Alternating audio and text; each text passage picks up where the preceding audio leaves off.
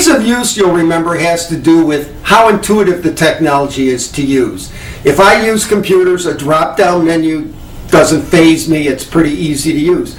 But if I'm talking about a technology that's just been invented and I don't know who the end user is, how am I going to understand ease of use? It's very difficult, and quite frankly, you really can't do it.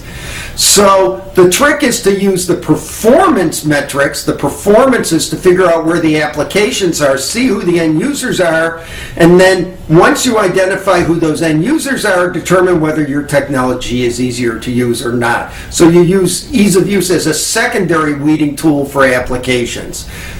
Now, that said, sometimes there are almost intrinsic notions of what's easier to use or not. Let's take a look at an example.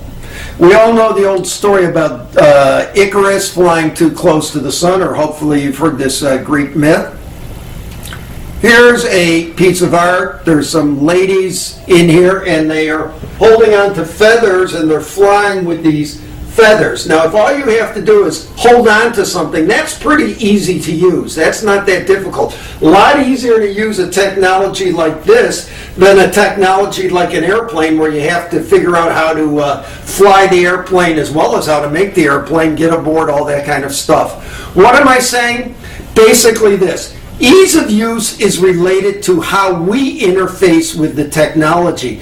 The more the interface is direct, hand, hold, I see, I look, there is a button, I push the button, click, there's an idiot light, it's either green or red versus a dial that I have to interpret. The more simple and direct the physical interface, the more likely you are to have an easier to use technology.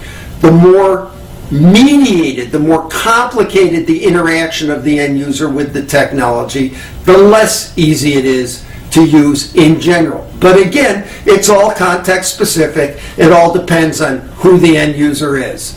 When we come back, we'll talk very briefly about price.